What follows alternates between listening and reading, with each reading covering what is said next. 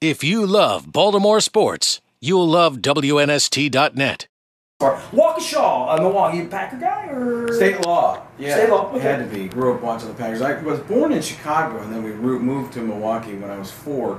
So, but our allegiance was pretty much to the Packers. But my uncle would send us Bears posters, and when we were little, we'd still put them up, and everybody would come over and deface them and put mustaches on the 3 or 4 guys who didn't have mustaches from the Bears. So, well, they won a lot in your childhood. Oh yeah, you were born in '74. You were 12 years old when they won. 6 foot by 4 foot Bears poster in our house. I mean, the Packers stunk really until Favre got there. I mean, the Packers stunk until. And we had the Magic Man, Don Mikowski, yeah. Coach Forrest Gregg. Yeah, there was some. It was some terrible. It was some Miami Heat versus San Antonio Spurs looking kind of game 3 and 4. It was terrible. Yeah. So. Yeah, and the funny thing was those posters. They sent us 6 foot by 4 foot Bears posters, and you know how my uncle got them?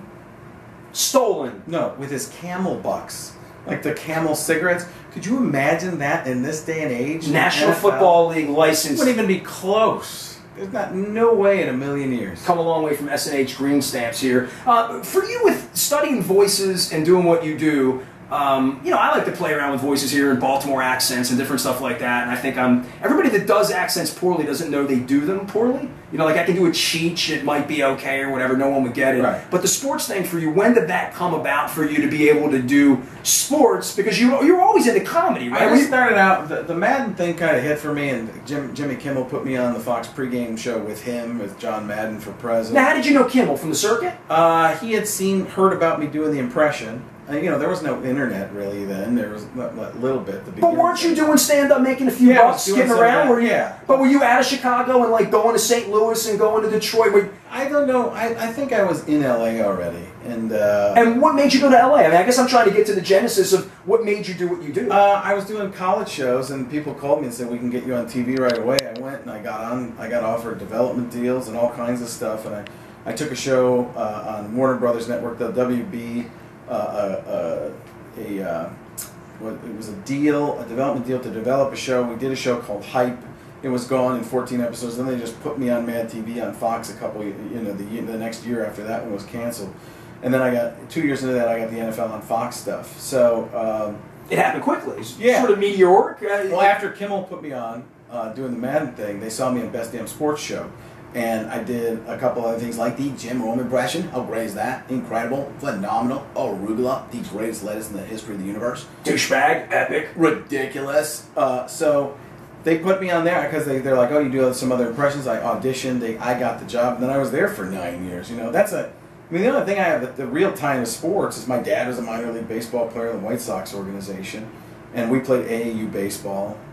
Funny little thing, it was JJ Putz, JJ Putz from, I'm going to call him JJ Putz. That wouldn't be the first time. But he, over in Arizona for the Diamondbacks, it was funny because I'm talking to him about my AAU team. Like, we had this guy who was 6'5", 13 years old, could throw 88 miles an hour on the jugs gun, 83, 84 on the Ray. I'm telling him how great this guy was. And then I'm thinking, you know what? JJ went to Michigan. He pitched with him. And it turns out, he's like, I go, do you know Brian Steinbach? He's like, the big German? I'm like, no, the Pookie Bear. That's who he was. And he's like, yeah, we pitched together for a year or two. I was like, are you kidding? So he calls Steinbach, who lives out in the San Francisco Bay Area, and was like, I couldn't believe it. Like, he threw with this guy. You know, Steinbach was this guy. He was the phenom kid, you know? He was the kid throwing. The cops would come out with their radar guns and just see how hard he was throwing. He's throwing 85, 86 on the 16, on the speed. Right? This was when he was 14. 14, wow. 15. He blew out his knee, he blew out his back, and he blew out his arm, and he was still throwing 88 miles an hour. He could have gone back in time if he had a flux capacitor. So you're a baseball guy, right?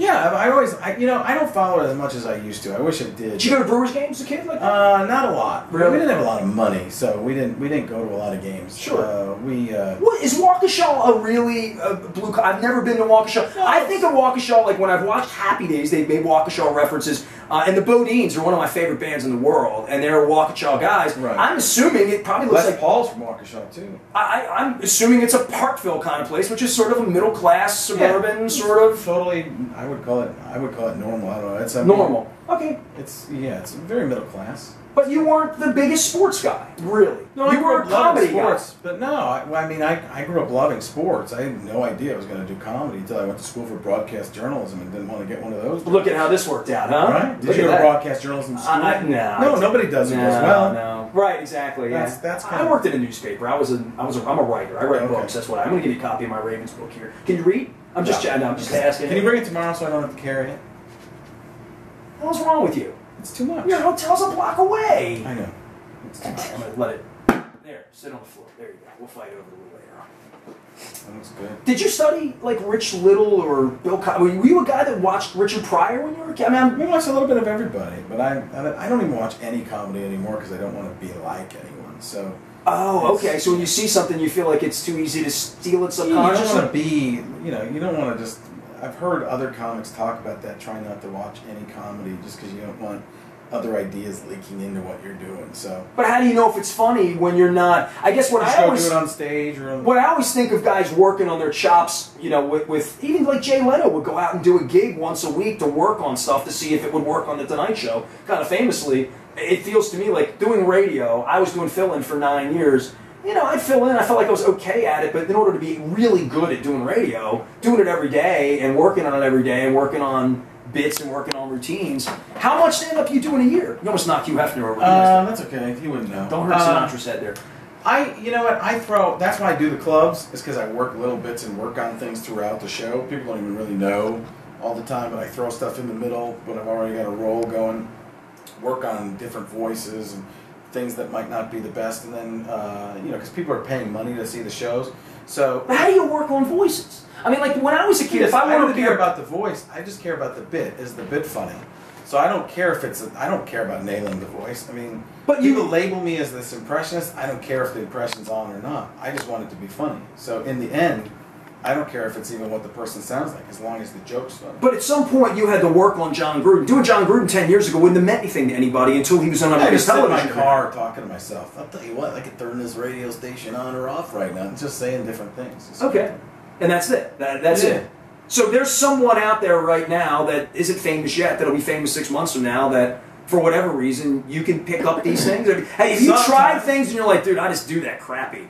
Like somebody said to me today, could you do me? How long would it take? Because anyone that's ever listened to me could come up with some crazy. I've been doing this 23 years. And I'm a little crazy eyes right now. I'm a little wacky. See those crazy eyes? Crazy eyes? Where? These crazy eyes right here? Yeah. Yeah. You get intense quickly. I do get intense quickly. And then you would. No, but could you do anyone? And then you'd put the hands out like this. But can you do anyone? No. There's plenty that I try. I'm like, have you tried a Barack Obama? Have you tried? I know Barack Obama. You do. Okay. He talks the slow at the beginning and speeds up the end. It's pretty simple. So it's cadence as much as it's anything. It's all cadence. I'm trying to get to the science of what you do because we're all fascinated. I mean, how many people have you heard do a Christopher Walken and their cadence is all the same, but their tone and pitch is completely different? It's like, wow, that was great. Wow, that was great. Wow, that was great. You know who it is? Because the old person's own personal dialect. But you don't have to have the pitch. I mean, how many times have you heard of William Shatner? How many times? The more that I talk to you as a human being, because most people have never spoken using. Most people don't know what your real voice is like. Most people do, just not people on television. Okay, yeah. but for your real voice is way more Midwestern, way more Chicago, Milwaukee than I didn't know where you were from. You're just the guy from TV. You were the guy from TBS for a couple of weeks there during the World Series. Sorry about that. Well, I'm not sorry about that. I just think it was like the greatest promotion of all time. I mean, every baseball fan in the universe. Yeah, it was crazy. I mean, you were every break. Literally. It was insane. Twice, what year was that? Like 8 or 9? 2007, 2008, something like that. I don't know which teams were in the World Series. All I know is you beat both of them, whatever it was. Yeah, I won. Yeah, well, I mean, whatever they paid you to do that for, as long as you did. I got paid nothing for that. I mean, those were promos. But it's helping you sell tickets tonight. Yeah, I think people barely remember that. I mean, it's funny how fast people forget because they did the same thing with George Lopez afterward and Conan. So it's maybe not quite as much. You're in good company there. Those pretty funny guys, right? I'll take it. What are you doing your perfect life right now? Is this your perfect life, going and doing stand up and being this guy on TV? I'd be retired, man. I'd just be sitting there watching my kids. No, but I mean, you signed up to do a show, and it went however it went on TBS, whatever. But I mean, are you a guy that would have wanted Letterman's job, or no, just not qualified? I don't want to work that much. You don't want to work that much. Okay. No way. I want to see my kids grow up. Well, you've always said that to me. Yeah. So how are your kids? Tell me about your family in your real life. I don't know. I haven't seen them in a while. Right, exactly. No, they're good. My son's working on playing soccer. My daughter's in competitive cheer. She's doing flips already. She's 7 years old doing a back flip. Not just a back handspring. And you're in L.A.? No, we live in Phoenix. Phoenix, okay. I have no interest in L.A. Nice. There's too many Hollywood people there. Oh, well, you can get there in an hour in your position. Yeah, pretty much. No problem. I can even walk there. Well, tell everybody about the show tonight and being in Baltimore and what are you doing here? You don't eat crab cakes. I mean, No, I'm just walking around not eating crab cakes. I mean, you have interest in going to an Oriole game? Do you have interest in when you come to cities like that? I just want to take a nap. I play ping pong. Play some ping pong. Competitively? Yeah. Play with a guy named... You're not pulling that Chinese stuff, right? No, that's a pen hold. That's because you hold it like a pen. I played with a guy named Han Xiao today. How did you do? He was not. I couldn't play him in a game. He was on the U.S. team for 5 years. National doubles champion a couple times. They're probably looking to embarrass Frank Caliendo. No, he's too good to care about that. I mean, he's just too good. You got a weapon though. You can make him laugh. Nah, he's heard it all. Everything. Every man. I got nothing. No, yeah. I got nothing. Frank Caliendo, Baltimore Comedy Factory tonight, tomorrow, 2 shows. I'm going to try to get over there for one of them tomorrow. Thanks for coming over and just kind of hanging out a little bit, and hope I didn't make it too uncomfortable for you. A little weird showing up, getting in an elevator, coming up someone's home, the ball girl answers the door. It's kind of a strange ride. The bald girl answering the door was the least weird part of it. Next time you come back, you're going to have to impersonate me. I'm not coming back. Please? Pretty please? Maybe. Frank Caliendo, everyone, Baltimore Comedy Factory. He'll be there. He's not taking the book. I've rescinded the book offer for all Packers fans. That's it. I'm rescinding it. I don't want it. I don't want it. Who wants it? It's all brought to you by Jerry's today. Jerry Chevrolet. If you love Baltimore sports, you'll love WNST.net.